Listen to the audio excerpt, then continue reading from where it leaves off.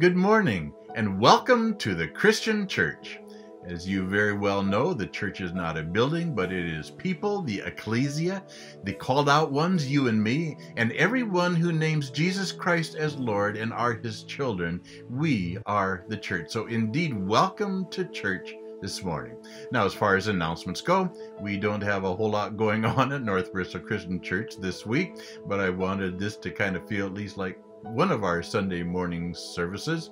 So before we hear of how God can work in your life, no matter how weak or out of control things might seem, let's spend a moment in worship together. Sing along with me, will you? Thou, O Lord, art high above all the earth. Thou art exalted far above all gods. Thou, O Lord, art high above all the earth. Thou art exalted far above all gods. I exalt thee. We exalt thee. I exalt thee, O Lord. We exalt thee. We exalt thee. We exalt thee, O Lord.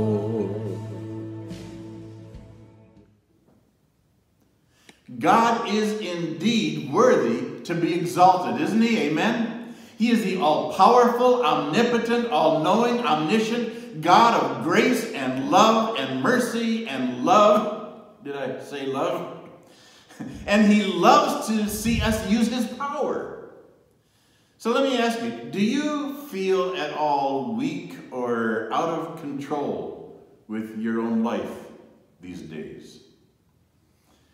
And if that's so, then how can our weakness be a good thing? Why would this truth be necessary for us to understand God's will for our lives during this crazy time in which we find ourselves? I think I may have told this story before, don't remember for sure. But there was a work crew who had been working at a construction site for about a week when the company hired a new man to replace the man who had been hurt the day before. He was a broad-shouldered, powerful young man. He was a good worker, but also very annoying. He was always bragging that he was stronger than anybody else at the work site, that he could do anything better than anybody, and he especially made fun of some of the older, some of the older folks there. I don't know, anybody here ever know anybody like that? That's pretty annoying if somebody thinks he's more annoying than anybody else. Anyway, finally one of the workers had actually had enough, and he said, "Sonny, why don't you put your money where your mouth is? I will bet you a week's wages that I can haul something in a wheelbarrow over that building over there that you cannot bring back." Young man said, "All right, you got it. Let's see what you got, old man." So the old man reached out, grabbed the wheelbarrow by the handles, nodded to the young man, and you remember what happens next? He said, "Get in." But that kind of shows how we so many times are and how the world looks about life. The world believes that power and wealth and position are all that you need in life. The world believes in the survival of the fittest, and that the man with the most might, the most money, the one who's worthy to look up to is the one that we need to, put way up there, and we need to worship him. Somebody once said, though, the battle isn't always to the strong, nor to the race to the swift, but that's sure the way to bet. The battle may not always be to the strong, nor the race to the swift, but that is a sure way to bet. Now, the Olympics have been postponed for a year now. In the Olympics, the medals go to the best and the fastest. We just missed having March Madness. And even if you were able to take the team that wins March Madness, the best college basketball team in the nation, and you pitted them against even the worst professional NBA team, it's going to be a blowout. That college team doesn't have the experience, the speed, the height, the overall strength, or maturity to win that contest. Now, the battle isn't always to the strong, nor the race to the swift, but that's the way a lot of people will bet on it. Now, if anybody were using a bookie, I know that I've never used one, but if I did, I certainly wouldn't be betting on somebody who is in last place, no matter what the odds. It'd be a sure way to give my money away. Until you get to Scripture. Because when you open up the pages of the Bible, everything changes. Time and time and time again in Scripture, you find the little guy beating the big guy. You have Moses walking into the court of the most powerful ruler of the day. The only weapon he has is a staff, a walking stick. You have an experienced leader, farmer actually, named Gideon, facing off against thousands upon thousands of ruthless warriors with only an army of about 300 men. You have a shepherd boy named David going in the battle against the hardened giant of a man with nothing more than a sling and a stone, well, 5 stones. And this past week, I FaceTimed with Anthony and Kathy and Elizabeth and Deborah, did some devotions with them, and I shared with them a story in a way they'd never had heard before, David and Goliath. And I meant to bring, but I forgot it, but it goes along the lines of, now the Israelite crew, they were following God, and the Philistine crew, they had this big cat called Goliath, and he kept on ramming down on their throats about this and that, and they wouldn't go up, and finally David comes up, and he says, well, how come you're not fighting that big cat up there? Well, because we're afraid he's going to beat us. And David said, I can take that cat. When I was done, Anthony said, well, girls, that story came from when Grandpa was younger. Again and again in Scripture, the little guy beats the big guy. Might and power and position mean nothing. Why? The little guy still wins. And why is that? You know why? Because the little boys serve God. And God is bigger than everyone else. You know what? One of my favorite scenes in action movies is when a good guy is in the middle of a gang of evildoers and one big guy sneers and he says, what you gonna do now, smart guy? And I love it because the hero smiles and says, well, you better get yourself a couple more boys and make this a fair fight. I love that line. And that's how it is in Scripture. The bad guys swagger out against God's people and brag that they're going to destroy them. And God just smiles.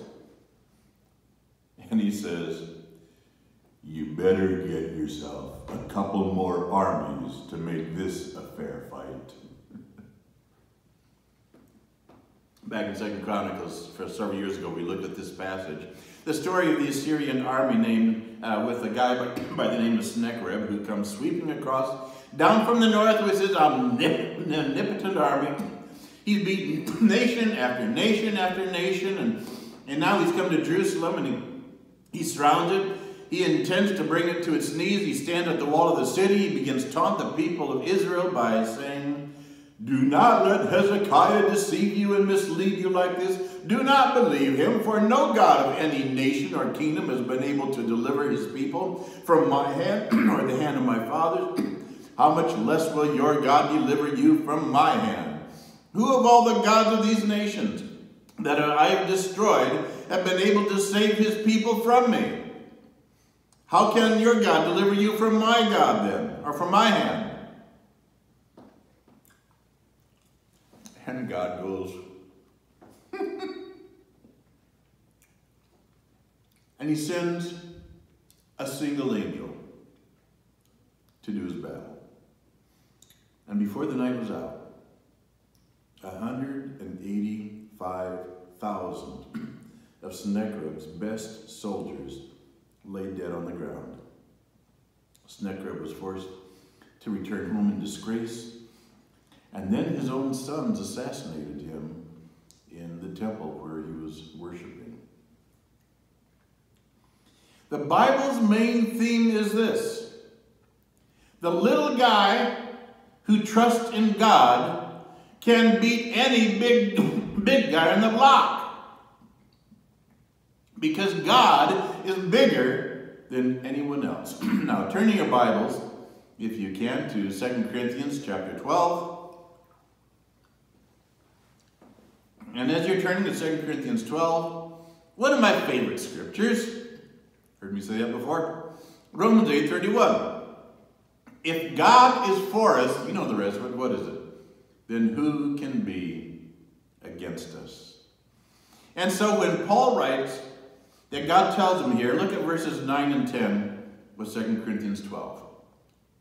2 Corinthians 12, verses 9 and 10. But he said to me, my grace is sufficient for you, for my power is made perfect in weakness.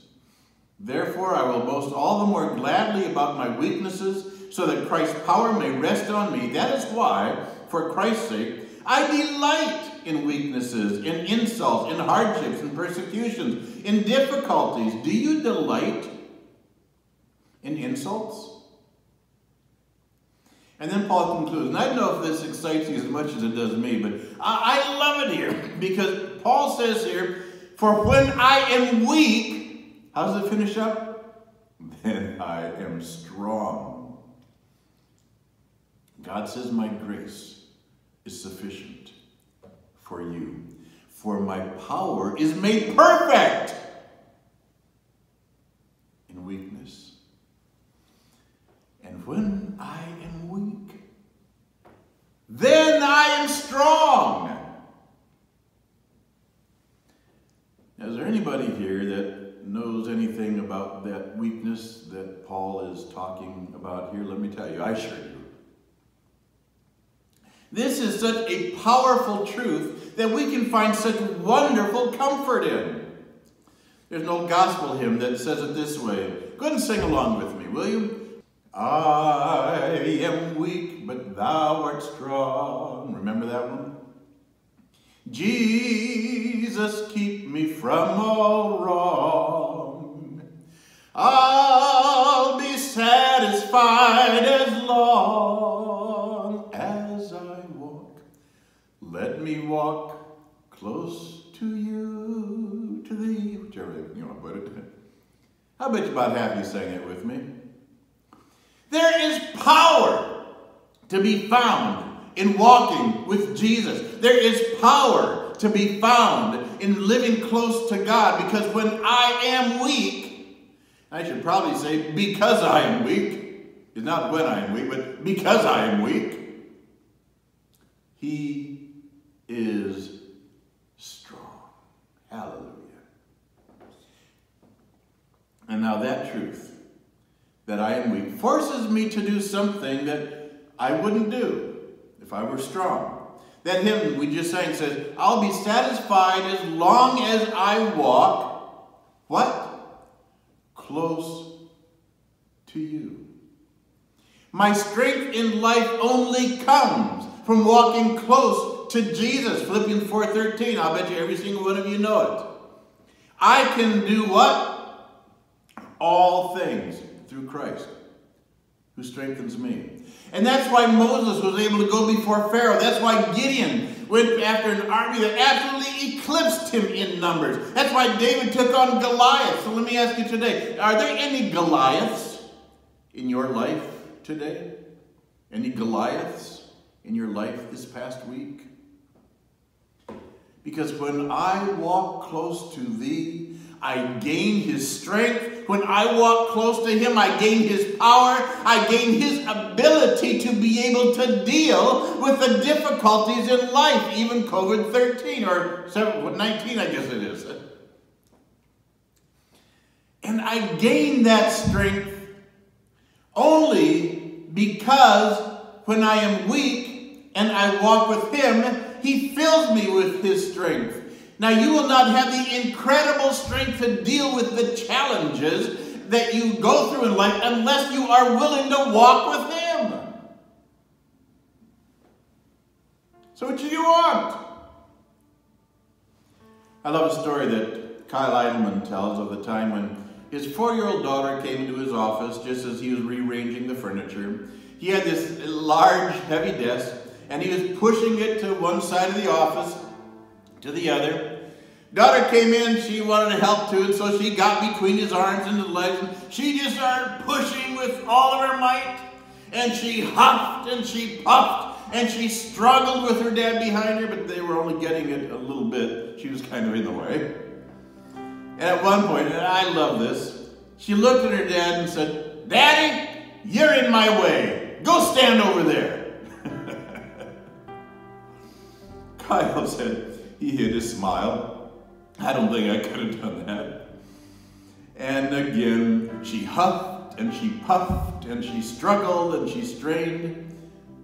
But this time, the desk didn't move an inch. Why? Because Daddy wasn't behind her, pushing along with her. And that is why too many Christians end up not doing what they can for God because they don't allow him to access, they don't allow themselves to access his might to get behind them to push the desk. In fact, too many Christians say, "God, why don't you just go stand over there? Let me do it. You only need to be part of my life when I'm at church." I've known too many people that they look and sound awfully good at church, but I hear that their life is a totally different story at work. In my earlier illustrations, if God is not impressed by the biggest and baddest and braggiest bad cat or dude on earth, he certainly is not going to be all that impressed with our puny efforts or anyone that might try to come up against us. In 1 Corinthians 12, you'll find that Paul was tempted with the feeling of trying to be in control. And earlier in that chapter, he says that God says, "Oh yeah? Well, let me just send you this thorn, and let's see what you can do." And Jesus' power is made perfect because of his weakness on the cross. He became weak so that we can be strong. "I am weak, but thou art strong. Keep me, Jesus, from all wrong. I'll be satisfied as long as I walk, as long as I walk close to you." I do pray that that is indeed the prayer of your hearts this morning. Let's pray. Father, thank you so much for the many, many times that I have seen you work in abundant, powerful, miraculous ways in my own life. And Lord, I thank you for this song that you inspired, that we can accomplish great things if we are willing to walk close to you. Lord, if there's anything in anyone's lives within the sound of my voice here, Lord, that knows that there's some of those areas that they just haven't yielded over to you yet, Lord, I pray that you'll continue to perhaps convict if you need to, but allow them to be able to understand the joy that comes from understanding your grace and then allowing you to push that desk from behind us. Lord, we surrender whatever it is that has been bothering us this week over to you and know that you are going to take care of it in your own time. And we'll give you the praise and the glory for it. For it's in your name we pray. Amen. Lord, bless each one of you. Continue to worship the Lord and exalt him throughout the rest of the day. Amen.